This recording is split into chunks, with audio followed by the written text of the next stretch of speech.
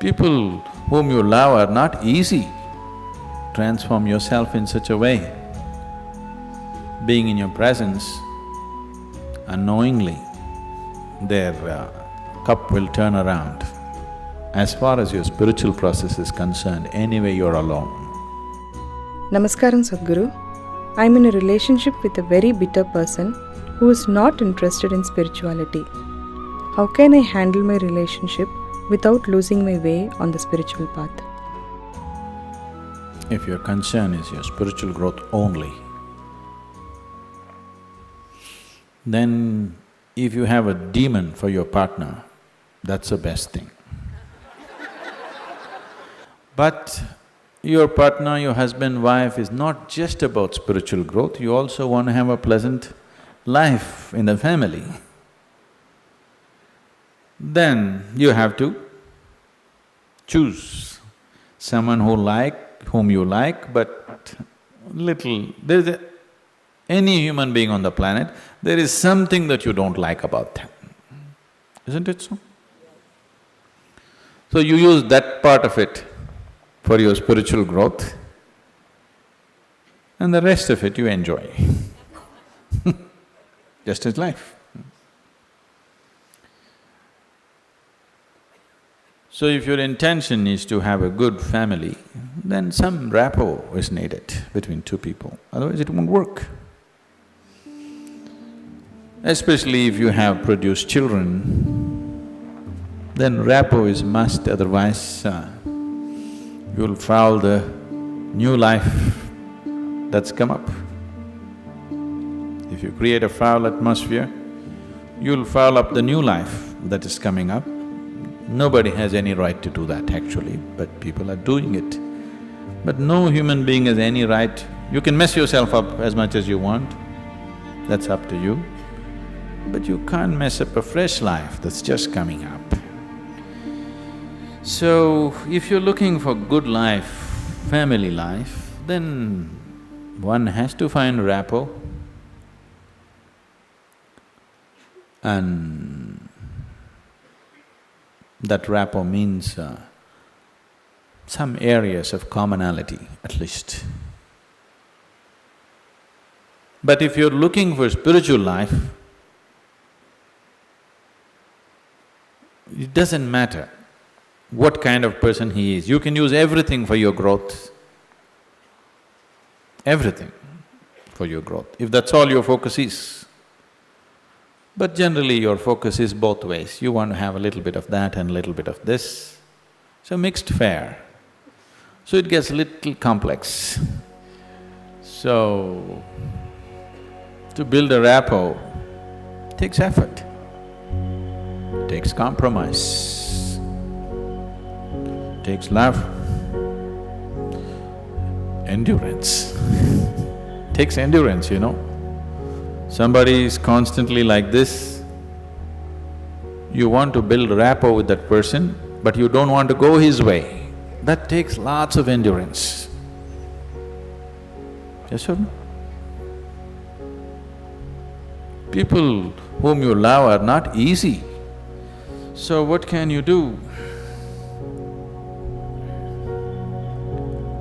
One thing is to transform yourself in such a way. Being in your presence, unknowingly, their cup will turn around. Just yesterday, you know, the other day I just went out in the rain, I went out and it started raining and I was carrying both my India phones because I was expecting some calls and I mean, one is India, one is Europe, one is America, 3 phones I had. One I had in my jacket, other in my trouser pockets, and by the time I got here it got wet and both the phones just burnt up. Then people around me were telling me, Sadhguru, why carry 2 phones? Now we can have 2 SIM cards in one phone. If you hold it like this, you can speak on the India SIM card. If you turn it around, it just shifts into the other SIM card. You don't have to switch anything, just this way it handles one SIM card. If you turn it around, it handles another SIM card. You have to become like this.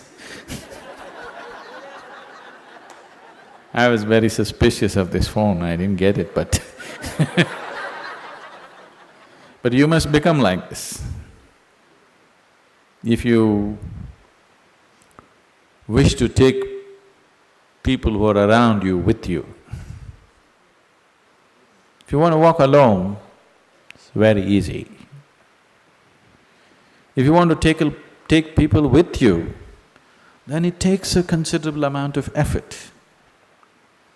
When Gautama was asked this question, is it better to walk alone on the path or with a companion? He's not like me, he's dry. He said, it's better to walk alone than to walk with a fool. He's not saying don't walk with anybody, he's not saying don't have companions, but he said it's better to walk alone than walk with a fool. Because they can drain you, they can take such a lot of energy and time, and you don't know, they may be stronger than you and they may take you their way than you taking them your way. There's every possibility, yes? So, I won't say what Gautama said. All I am saying is, it doesn't matter how you walk, as far as your spiritual process is concerned, anyway you're alone. Nobody is with you. It's only the bodily process, the material process of life, which you can share with people. You come alone and you go alone, isn't it? Even if you have a twin brother or a twin sister, you still come alone and go alone, isn't it so? So when it comes to the spirit, anyway, you walk alone. So don't mix that up. So that part of it you handle well. The material part of it, according to your capability, to what extent you can do it, you do it. They come your way, it's wonderful. If they don't, it's all right, don't grudge them. It's just that you don't have to go that way. Maybe someday, when the doctor tells you your liver is in a bad state, he may seek divine, you know. Yes? Have you seen people who are walking in the morning? Not everybody, there are certain type of people, these are all over 50, 55 age group people. They have become lean and they're walking briskly every day, religiously they are there. These are all people who generally had a cardiac problem. They almost died. Then their doctor told them, either you do this or you're gone. Now their walking is like a religion. Not Sunday morning, every morning. Have you seen those people? Suddenly they transform, they eat properly, they do everything properly because the fear of life and death has come. So different people need different kinds of impetus. If you're sensible, you learn by just looking. If you're not sensible, you learn by thrashing. Life will thrash you. The material part of your life is never 100% proper, it never can be. Isn't it so? Is there any family which is a perfect family? Is there any relationship which is a perfect relationship? Is there any business which is a perfect business? Is there any career which is a perfect career? There is no such thing, don't seek that. Your life will become wasteful and fanciful if you seek such things. They all happen to the extent you're capable of handling them, that's all. So, you make sure the spiritual part of your life, you handle it 100% properly.